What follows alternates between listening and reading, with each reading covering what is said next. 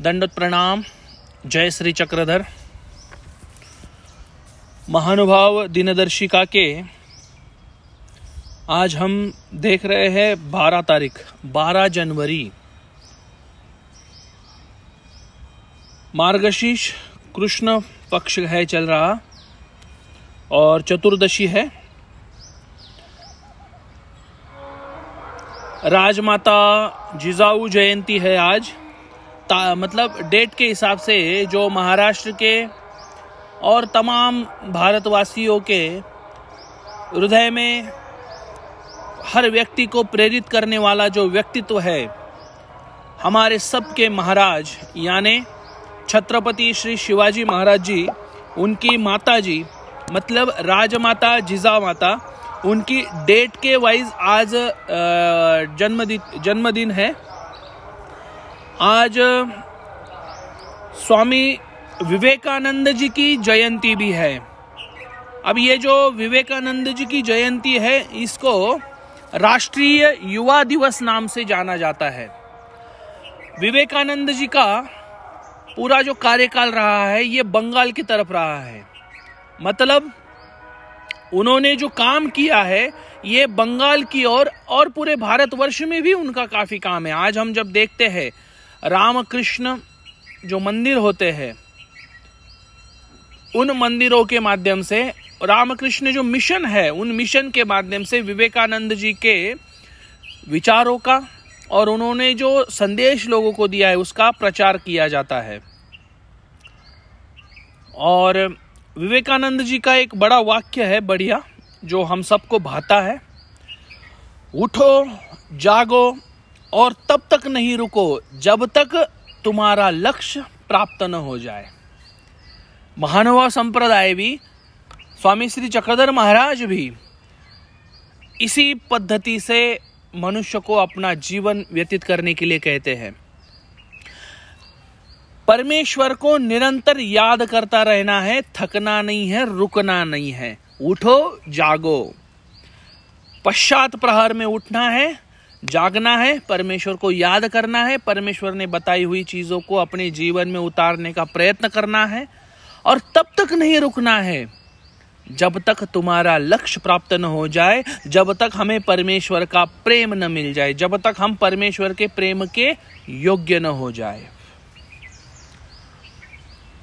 प्रत्येक महापुरुष ने, प्रत्येक समाज के लिए महापुरुष ने जो जो भी संदेश दिया हुआ है, उन संदेशों को हम अपने धर्म के अनुसार समझने का प्रयास इस श्रृंखला के माध्यम से करने जा रहे हैं। विवेकानंद जी के बारे में एक कथा मैंने पढ़ी थी। वो कथा थी कि विवेकानंद जी को एक व्यक्ति मिलते हैं। अब ये जो दृष्टांत होता है, ये जो कथाएं होती है, ये श्रुतियों पर आधारित होती है कि भाई सुनने पर ये बताई जाती है, ठीक है ना। लेकिन इसमें से पॉजिटिव चीज हमने लेना है, इसका ये मुख्य उद्देश्य होता है। विवेकानंद जी को एक बार किसी ने पूछा कि मुझे जो लक्ष्य प्राप्त करना है उसमें मैं डिस्टर्ब रहता हूं, मैं समझ नहीं पा रहा हूं मैं कैसे वहां तक जाऊं। विवेकानंद जी उस व्यक्ति को बोलते हैं कि ठीक है, एक काम करो, उनके हाथ में एक कुत्ता होता है, बोले उसको घुमा के लेके आओ। कुत्ते को घुमा के लेके आने के लिए वो जाता है बंदा। जैसे वो चला जाता है, विवेकानंद जी बोलते हैं कि मैं इधर तब तक सवाल का जवाब ढूंढ के रखता हूं, तब तक इसको आप घुमा के लेके आओ। वो घुमाने लेके जाता है। जब वो वापिस आता है, वापिस आने के बाद विवेकानंद जी को मिलता है। मिलने के बाद विवेकानंद जी बोलते हैं, आप तो चलते हुए गए थे और कुत्ता जो है इतनी जोर जोर से क्यों हाँफ रहा है, जबकि आपको तो सांस भी नहीं फूली हुई, आपको तो कुछ भी नहीं लग रहा है। वो बोलता है, हुआ क्या, मैं तो उसको घुमाने के उद्देश्य से केवल सीधा चल रहा था आराम से, और वो जो कुत्ता है वो इधर उधर दौड़ रहा था ज्यादा। विवेकानंद जी हंसते हुए बोलते हैं, आपका जो सवाल था इसका जवाब इसी में छुपा हुआ है। अपने लक्ष्य के प्रति एकनिष्ठ रहना, इधर न देखा उधर न देखा, केवल अपने लक्ष्य के प्रति एकनिष्ठ रहकर जब बंदा चलता है तब उसकी सांस नहीं फूलती, वो थकता नहीं है, वो कायम हमेशा के लिए क्या रहता है, हमेशा के लिए प्रेरित रहता है, हमेशा के लिए वो एनर्जी से भरा हुआ रहता है। अपने लक्ष्य को कभी भी मनुष्य ने भूलना नहीं चाहिए। मनुष्य का लक्ष्य क्या है? महानुभाव संप्रदाय के साधक का लक्ष्य क्या है? परमेश्वर की ज्ञान प्राप्ति, परमेश्वर की प्रेम प्राप्ति और चारों साधनों की सेवा। जब हम इस लक्ष्य को हम अपने दिमाग में रखकर उसके प्रति हम समर्पित रहेंगे, इधर चमत्कार को नमस्कार नहीं करना है, इधर किसी बात पर हमें परेशान नहीं होना है। अभी मैंने कुछ दिन पहले देखा कि कोई और संप्रदाय ने कुछ ऐसा कर दिया कि हमारे उद्देश्य लोग उधर चले गए। अरे भाई, जिसका योग होगा वो अपने आप इधर रहेगा, जिसका योग नहीं होगा उसके लिए हम कुछ कर नहीं सकते। हमारा काम है उसको बताना। कितने ऐसे उदाहरण हैं जो विकल्प को शरण जाते हैं और विकल्प को जाने के बाद धर्म जो है वो उनमें बिल्कुल भी नहीं बचता है। हमें उनकी तरफ नहीं देखना है, हमें हमारे लक्ष्य की ओर देखकर अपना जीवन क्या करना है, व्यतीत करना है। ऐसे विवेकानंद जी का आज जन्मदिन है। हम सब ने उन्होंने दी हुई शिक्षाओं को याद भी करना है। उन्होंने जो हमें संदेश दिया हुआ है उसको जीवन में उतारने का प्रयत्न करना है। लेकिन ये सब करते हुए भगवान जी के दिए हुए 1238 सूत्रों को कभी भी नहीं भूलना है। आज की हमारी लीला है लीला चरित्र पूर्वार्ध 561 561 नंबर की लीला है। तथा कुमारी भोजने स्थिति हरण। नवगांव का एक ब्राह्मण स्वामी जी के भेंट के लिए आया था। आने के बाद स्वामी जी उनके साथ बात करते हैं, उनको देखते हैं, अवलोकन करते हैं और केवल अवलोकन मात्र से उनको क्या हो जाती है, स्थिति हो जाती है। स्थिति होने के बाद वो अपने ब्राह्मण घर जाता है। घर जाने के बाद वो स्थिति में इतना आनंदमय रहता है कि वो स्नान करने के लिए जब बैठता है तो वो जो है वो अपने ब्राह्मण कर्म जो है, मतलब स्नान करने के वक्त बोलने वाले मंत्र है, देवता को पानी तर्पण करने वाले जो मंत्र है, अभिषेक करते हुए जो बोलने जाते वो मंत्र, ये सब वो क्या हो जाता है, भूल जाता है। कहने का तात्पर्य, परमेश्वर का जब आपसे संबंध आ जाएगा, आप अपने जो गलत धारणाएं हैं, अपने जीवन में जो गलत धारणाएं पाल के रखी है, ये अपने आप ही क्या हो जाएगी, आपसे छूटती चली जाएगी, आप उसको भूलते चले जाओगे। वो ब्राह्मण सब कुछ भूल जाता है, वो जो षट कर्म है वो क्या हो जाता है, भूल जाता है। फिर वो बेचैन हो गया क्योंकि डेली शेड्यूल जो था उसका वो क्या हो गया, डिस्टर्ब हो गया। अब शेड्यूल डिस्टर्ब होने से तो कोई भी डिस्टर्ब ही हो जाता है। वो बेचैन हो गया, ये मुझे क्या हो रहा है, मैं कुछ भी करने जा रहा हूं तो मुझे षटकर्म से कोई भी विधि क्यों नहीं हो रहा है, ऐसा मुझे क्यों हो रहा है, ऐसा वो बेचैन हो जाता है। फिर अपने जो पहचान वाले होते हैं, उसके जो रिश्तेदार होते हैं, उन सब के बारे में वो बात करने लगा कि ऐसा मुझे क्यों हो रहा है। वो जो पहचान वाले थे उनमें से एक व्यक्ति उसको बोलता है, तू कभी नवगांव गया था क्या? नवगांव गया था? नवगांव गया था। वो बोलता है हाँ गया था मैं। बोले स्वामी जी को मिला था तो सर्वज्ञ को मिला? वो बोलता है कि हाँ मैं सर्वज्ञ को मिला था। तो बोले आप उनको मिले थे इसीलिए आपका जो नित्य विधि है वो आपको अभी स्फुरन नहीं हो रहा है, अर्थात वो नित्य विधि जो है वो आपको याद नहीं आ रहा है। उनसे जो आपको मिला है उस मिलने के कारण आपको ये नित्य विधि ध्यान में नहीं आ रहा है। अब क्या करना है? अब क्या बोले, अब उनके पास फिर से जाइए, क्योंकि जो उनसे मिला है वो उनके चाहने पर ही जाएगा। ऐसा भगवान ने बताने के बाद स्वामी के पास वो ब्राह्मण फिर से आता है। स्वामी जी ने भक्तजनों को जो ओटा बनाने के लिए बोला था बैठने के लिए, उसी ओटे पे स्वामी जी बैठे हुए थे।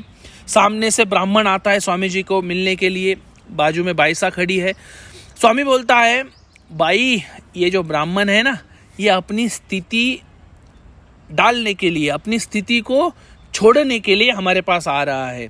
बाईसा बोलती है, बाबा वो स्थिति क्यों गंवाएगा, वो स्थिति क्यों छोड़ेगा, उसको क्यों स्थिति को छोड़ना है, स्थिति का तो सुख ही लगता होगा। स्वामी बोलते, देखो भाई अपने दरवाजे में आ गया। और ऐसा बोलते ही वो नवगांव का जो एंट्री गेट था उस गेट के भीतर वो बंदा आ जाता है, वो ब्राह्मण आ जाता है। स्वामी जी को दंडोत किया, स्वामी जी के स्वामी जी के सामने वो बैठ गया। बैठने के बाद स्वामी जी को प्रार्थना करने लगा कि भाई आपसे जो मुझे मिला है वो आप क्या कीजिए, वो आप मेरे से वापस ले लीजिए, क्योंकि मेरे से जो षटकर्म हो रहे थे वो अभी हो नहीं रहे हैं, मेरा वो निकल जाना चाहिए। स्वामी जी बोलते हैं हमारा सिद्धांत ऐसा नहीं है, हम केवल देते हैं, हम लेते नहीं हैं। हमने जो एक बार दे दिया वो हम लेते नहीं है, हमसे जो प्राप्त हो जाता है वो हम वापस नहीं लेते। वो ब्राह्मण बोलता है मुझे आप फिर से अगर ले नहीं रहे हो तो मेरा मुझे दे दो, अर्थात पहले जो मैं षटकर्म करता था, पहले जो मैं देवता भक्ति करता था वो आप मुझे दे दो। ब्राह्मण को स्वामी जी बोलते हैं कि चलो ठीक है, आप इतना क्यों ये निकालने लगे हो, हमसे जो सुख प्राप्त होता है उस सुख को आप छोड़ने की बात क्यों करते हो, उससे कुछ आपको दुख हो रहा है क्या? नहीं बोले स्वामी जी, आपसे जो मुझे मिला है उससे मुझे सुख ही होता है। स्वामी जी बोलते हैं कि जीव को तो सुख प्रिय है, सुख के लिए तो जीव पूरा रात दिन मेहनत करता है कि मुझे सुख मिले, मुझे सुख मिले, और ऐसा होते हुए आपको ये क्यों नहीं चाहिए? बोलते स्वामी जी मेरा जो षटकर्म है ये रुका हुआ है, जो मेरा नित्य विधि है, मेरा ब्राह्मणत्व का जो षटकर्म है वो मेरा रुका हुआ है, इसीलिए मुझे ये छोड़ना है, मुझे वो षटकर्म ही करना है। स्वामी जी बोलते ठीक है, आप घर जाइए और घर जाकर कुमारिका जो लड़कियां हैं कुमारिका, उनको आप भोजन डालिए, उनको भोजन करवाइए, ये जो आपका सुख है वो निकल जाएगा। स्वामी जी ने उनको विधि डाला, विधि बोला स्वामी जी ने, और विधि बोलने के बाद वो घर गया, उन्होंने 3 लड़कियों को भोजन दिया, और वो 3 लड़कियों ने भोजन करने के बाद जो बचा हुआ खाना था वो उन्होंने खा लिया, और उन्होंने जैसे वो भोजन कर लिया उनकी जो स्थिति का सुख था वो खत्म हो गया और उनकी स्थिति भंग हो गई। इस प्रकार से स्वामी श्री चक्रधर महाराज जी ने, देखो जीवों का अनाधिकार होता है। अभी मैंने इसकी शुरुआत में आपको एक बात बोली थी कि भाई कोई और धर्म के लोग अपने धर्म के नामधारियों को बहकाकर उनकी तरफ ले जाने का काम कर रहे हैं, हम कुछ नहीं कर सकते। स्वामी के सानिध्य में स्वामी से मिला हुआ सुख, सर्वज्ञ श्री चक्रधर स्वामी से मिला हुआ सुख को भी लोग ऐसे इस प्रकार से अनाधिकार से, अपना अनाधिकार से षटकर्म के पीछे लगकर स्वामी से मिला हुआ सुख भी त्यागने की बात कर सकते हैं। आज तो हम असन्निधान में हैं, असन्निधान में तो कुछ भी हो सकता है।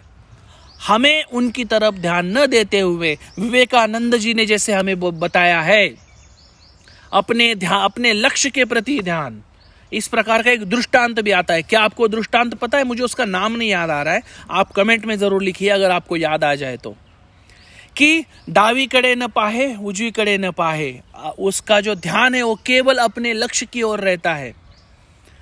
कहने का तात्पर्य, अपने लक्ष्य की तरफ अगर हम ध्यान रखें तो हमें कोई भी चीज डिस्टर्ब नहीं कर सकती। मानव संप्रदाय का सिद्धांत इतना मजबूत है, केवल हमारा ध्यान सांसारिक सुख और सांसारिक समस्या, कर्ज बढ़ गया इसलिए मैंने धर्म छोड़ दिया, गलत धारणा है। कर्ज बढ़ गया तो काम करो, उद्यम करो और कर्ज को आप मिटाओ। धर्म छोड़कर कर्ज नहीं छूटने वाला। ये जो कोई अभी सब वातावरण हुआ है ना, ये उन्होंने क्या बोला है कि कर्ज बढ़ गया था और मुझसे कुछ मिल नहीं रहा था इस धर्म से। मतलब ये जो धर्म है, ये जो महानुभाव संप्रदाय है, ये निर्हेतुक भक्ति पर बिलीव करता है, निर्हेतुक क्रियाओं पर बिलीव करता है। हेतुक क्रियाओं का लाभ हमारे वर्तमान सुख के लिए है।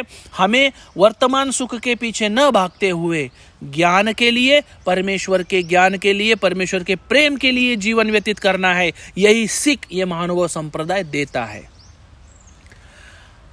बाकी और फिर बाद में कल बात करेंगे। आज के लिए इतना ही काफी है। सभी को दंडवत प्रणाम। जय श्री चक्र।